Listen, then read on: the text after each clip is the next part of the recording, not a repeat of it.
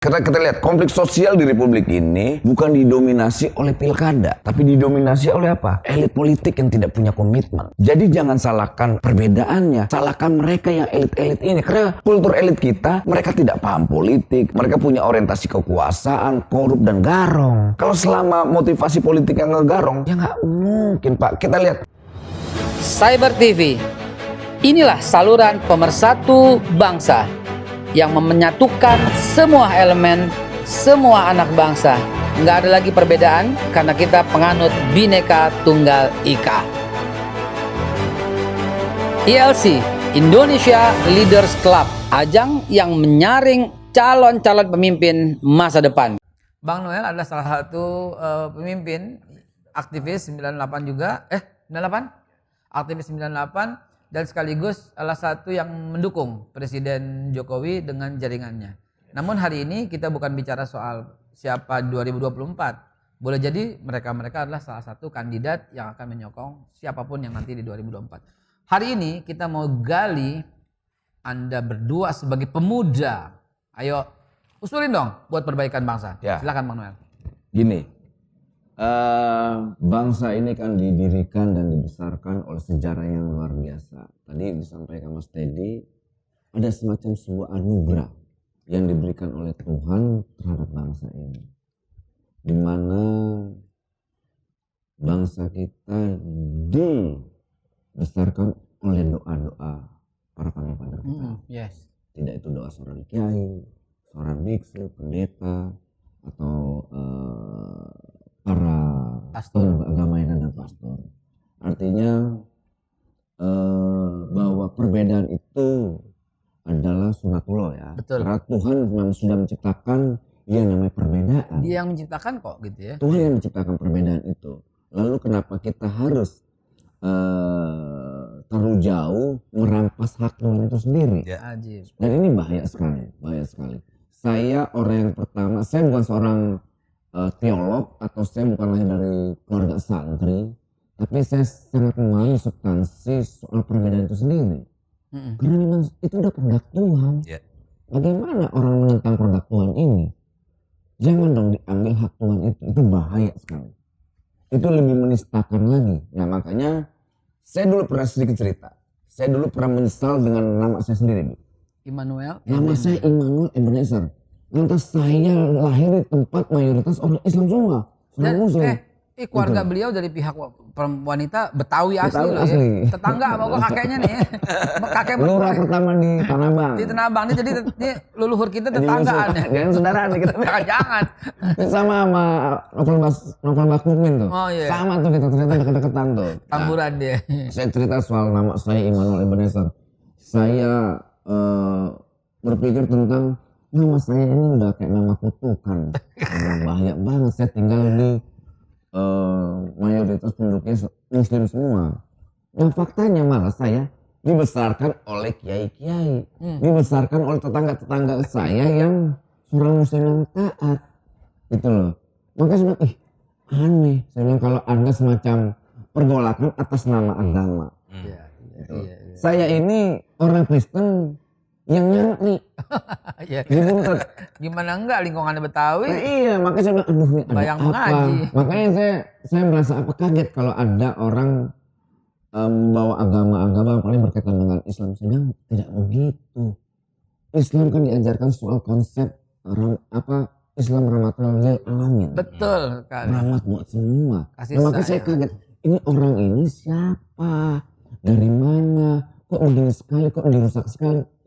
Islam itu berkah buat semua manusia. Betul sekali, betul. Kenapa kita harus kayak yang paling mengambil hak Tuhan? Nah, itu saya marah sekali. Apalagi berkaitan soal kebangsaan, Babe. Ini merusak kita. Saya sebagai anak bangsa yang kebetulan kalau dalam struktur sosial entitas yang paling minoritas. Saya ini udah Kristen, Advent lagi. Ditambah lagi saya forkot lagi. Waduh, saya bilang kalau ditangkap FPI paling babak belur saya ini. Udah gak ada maafnya. Apalagi kalau kawan-kawan yang kemarin teriak-teriak khilafah berkuasa. Waduh, saya gak ada ampun. Saya apa cerita? Kalian yang Muslim, yang NU, dipenggal kepalanya belakangan. Kita nih udah Kristen, Advent forkot lagi gue bilang. Aduh, mati kita dimutilasi sama orang lain. Tapi kan saya punya keyakinan lah. Gak begitu lah Islam gitu kan? Gak begitu. Tidak begitu, sangat tidak begitu. Saya yakinkan 1000% bahwa itu bukan kultur seorang muslim. Karena kultur muslim di Indonesia ini mengikuti apa yang ada di Al-Quran. Soal rahmatan lil alamin itu sendiri. Jadi kalau mereka yang teriak-teriak bunuh, atau teriak-teriak kafir, bakar, saya yakin itu bukan mewakili suara muslim atau suara Islam itu sendiri. Terima kasih. Jadi kita bersyukurlah karena kita masih bisa bergandengan tangan. Dulu kalau ada gereja dibangun, itu yang membangun tuh kawan-kawan kita, saudara-saudara saya dari seorang muslim. Rame-rame. Begitu juga kayak saya punya tradisi depan rumah saya kebetulan masjid, itu setiap bulan puasa pasti saya ngebersihin. Nah, itu pasti saya ngebersihin. Cek tetangga saya, ini bukan hoax. Selalu saya ngebangun tradisi. Kenapa? Saya juga ngebangun ya hal yang paling terkecil anak saya. Iya. Kalau kita ngebangun dari hal yang terkecil, ngedidik dari hal terkecil, yang komunitas paling kecil lah ya, keluarga. Kita ngebangun narasi kebencian. Mereka juga akan menularkan itu. Sip. Dan makanya saya bilang, ayo kita bangun dari hal yang terkecil. Makanya saya marah kalau anak saya ngomong, kamu Kristen, kamu Hindu. Jangan. Itu bahaya. Gitu loh. Biarkan pilihan-pilihan hidupmu ini, biarkan Tuhan yang menentukan. Jangan kita yang menentukan, kita menjadi hakim buat keyakinan orang lain, itu tidak baik. Tepat sekali. Gitu. Tepat Jadi sekali. harapan saya ke depan, Babe, kebinekaan ini yang menjadi sunatullah ini, kekayaan buat bangsa ini, jangan dirusak dengan narasi-narasi yang bisa memecah belah bangsa ini. Karena ini sayang, karena saya yakin sekali ketika bangsa ini pecah, yang akan menangis itu ulama-ulama kita yang memperjuangkan bangsa ini sampai ada. Mereka para pemuka agama ini, karena kan ini kan hasil dari doa seorang kiai. Maka bangsa ini ada. Betul. Kemudian kayak saya sebagai pengisinya, sebagai seorang Kristen, ya saya harus baik juga dong. Yoi. Setuju. Tidak ada di dunia penduduk mayoritas Muslim, orang Kristennya hidup nyaman. Cuma di Indonesia. Itu fair, itu kata-kata yang sangat lumrah dan wajar. Iya. Itu yang saya nyampaikan, saya Immanuel Ebenezer. Nama saya sudah Kristen banget. Susah mau ngubahnya. Kalau nama-nama Jawa, Yanto Supriyanto, Maman apa, masih enak. Walaupun dia Kristen namanya masih ketutup. Nah, saya Immanuel Ebenezer. Udah Kristen, Advent forkot. Udah Kristen, Advent forkot lagi. Aduh. Udah di Kristen juga minoritas. Digerakkan juga banyak musuhin. Apalagi sekarang jadi pendukung Jokowi. Aduh, makin deh saya bilang. Jadi teman-teman sekalian, ini sangat berbobot, sangat bermutu, dan teman-teman harus mengambil garisnya. Dan kita mesti perdalam lagi setelah yang mau lewat dulu sebentar. Aji. Kita rehat sejenak. Oke, sekarang kita kulik lagi dari Bang Noel. Bang Noel, faktanya adalah udah terjadi. Udah terjadi nih perbedaan ini udah terjadi. Karena udah terjadi perbedaan ini, tolong berikan alasan juga. Selain daripada itu, selain daripada pilkada langsung, kenapa nih kita berbeda terus dan ribut terus? Karena gini, pertama kita ada beberapa fase sosial yang loncatannya selalu tidak pernah ketemu. Kalau kita belajar dari Eropa, proses peradaban, loncatan peradabannya juga bagus. Dari kultur masyarakat yang feodal, masuk ke masyarakat yang fasis, kemudian masuk ke masyarakat industri. Kita ini kan tidak campur-campur. Belum lagi sekarang fasenya revolusi industri yang 4.0, kita juga masih gagap loncatan-loncatan itu. Nah, kalau saya sedikit tidak sepakat dengan Bung Teddy berkaitan bahwa pilkada memiliki kontribusi terhadap konflik sosial. Salah satu penyumbang katanya. Penyumbang, punya kontribusi besar, iya. Tapi harus dipahamin juga bahwa orang terkadang punya kedewasaan dengan konflik. Karena ini proses konflik. yang harus konflik. Ini yang harus bangsa ini memang harus dewasa dengan hal yang kayak begitu. Tidak ada bangsa manapun dewasa dengan instan, termasuk kita.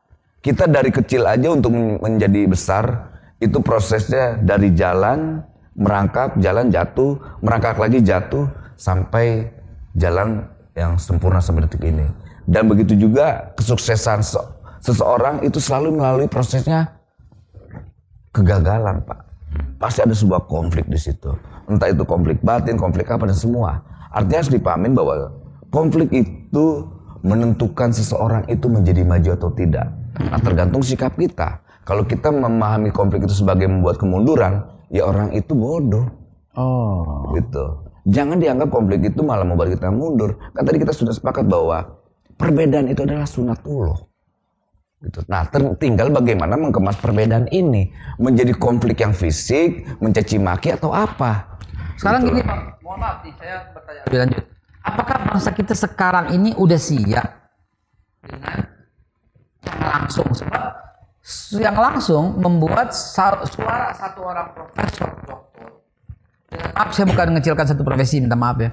Dengan seorang katakanlah kuli gitu yang mau diarahkan memilih ini itu hanya dengan uang Rp50.000 sehingga suaranya banyak. Apakah kita nggak kembali kepada Pancasila nih, Bang?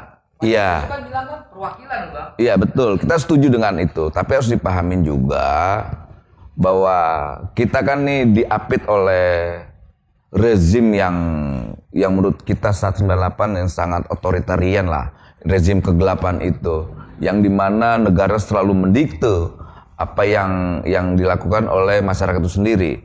Artinya kekuasaan absolut itu terlalu berlebihan. Nah, kita mau melihat bahwa konflik ini jangan juga terlalu didramatisir semaksimal mungkin. Karena kita lihat konflik sosial di Republik ini bukan didominasi oleh pilkada, tapi didominasi oleh apa? Elit politik yang tidak punya komitmen. Jadi jangan salahkan perbedaannya, salahkan mereka yang elit-elit ini. Karena kultur elit kita, mereka tidak paham politik, mereka punya orientasi kekuasaan, korup dan garong. Kalau selama motivasi politik yang ngegarong, ya nggak mungkin Pak. Kita lihat konflik 2014 sampai 2019 didominasi oleh pilkada atau karena elit? Itu karena elit Pak. Tidak punya mental siap kalah dan siap menang itu. Nah, begitu kalah dia marah-marah, tidak siap, ngamuk-ngamuk. Karena mereka merasa punya pendukung. Karena kenapa? Mereka memahami demokrasi itu bukan sebuah kendaraan yang mulia dalam konteks politik. Sedangkan politik itu adalah bagaimana menyampaikan tatanan nilai.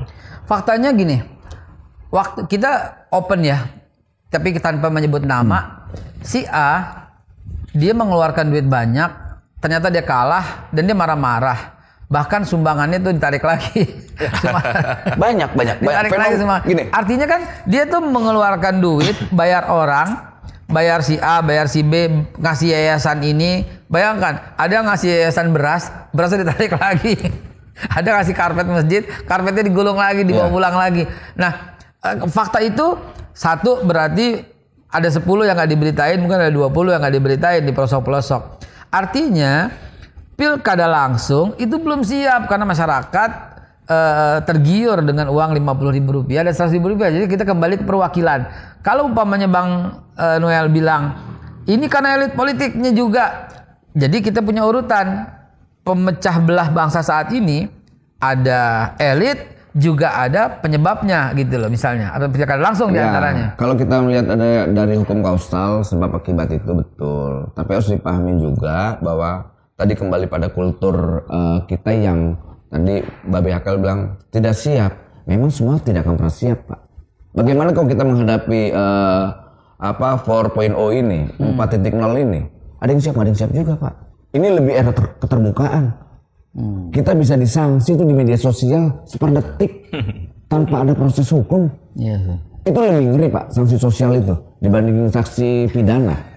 Ya, Mbak B ngerasain, Mas Teddy ngerasain lah. Oh, ini belum pernah ya? Waduh, saya ampun.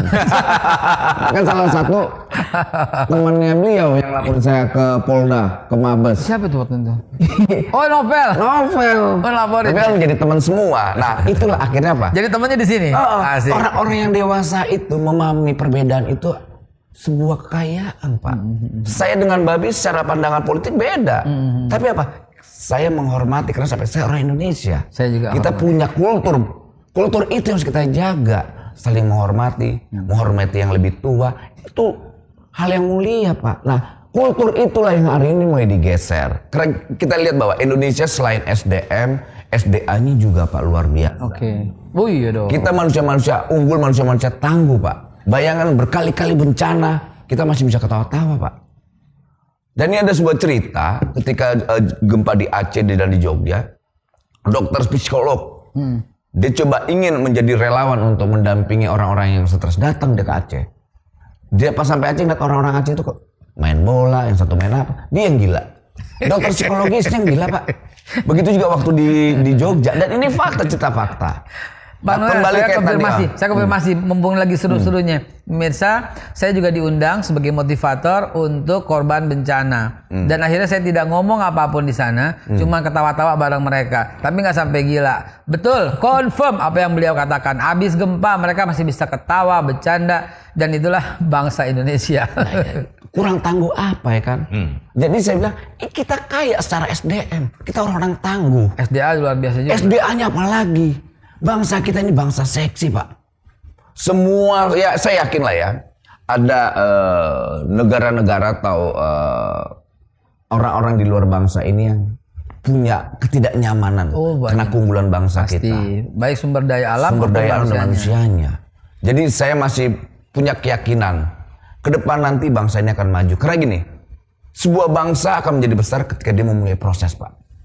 Bagaimana kita lihat bangsa Israel, Arab, kemudian Cina, semua mereka punya latar belakang konflik yang luar biasa Pak. Kita nggak jauh lah waktu Cina, revolusi kemudian berapa juta yang mati Pak. Iya. Sekarang menjadi bangsa unggul Pak. Jadi jangan mau kita masuk dengan logika-logika yang sesat, jangan konflik, aduh, kita mampu tidak menerjemahkan konflik itu dengan baik.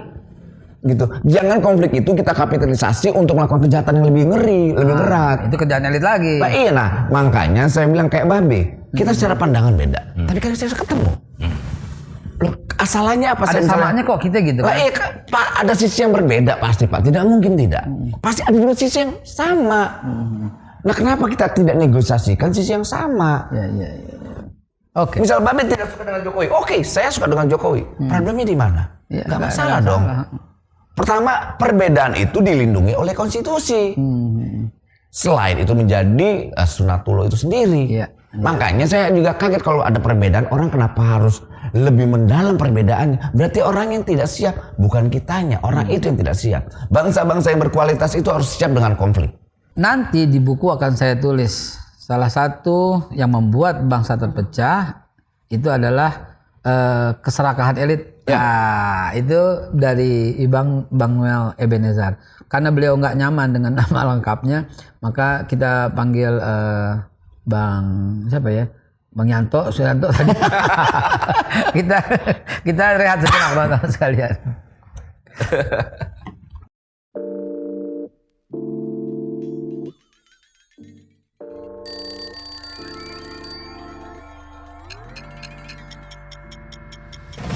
Minum kopi itu seni. Kalau Anda nggak punya jiwa seni, Anda nggak menikmati kopi itu. Dan kopi Babe Haikal dipersembahkan untuk Anda yang mengerti akan kopi, juga mengerti nyeninya kopi. Anda cuma minum kopi biasa kalau belum cobain kopi Babe Haikal yang syarat dengan pemahaman seni meminum kopi. Kopi ini dipersembahkan untuk para pencinta kopi yang mengerti akan nikmatnya dan menyeninya untuk minum kopi. Jangan lupa, ini bukan kopi yang biasa lu minum. Cyber TV, inilah saluran pemersatu bangsa yang menyatukan semua elemen, semua anak bangsa. Nggak ada lagi perbedaan karena kita penganut Bhinneka Tunggal Ika. ILC, Indonesia Leaders Club, ajang yang menyaring calon-calon pemimpin masa depan.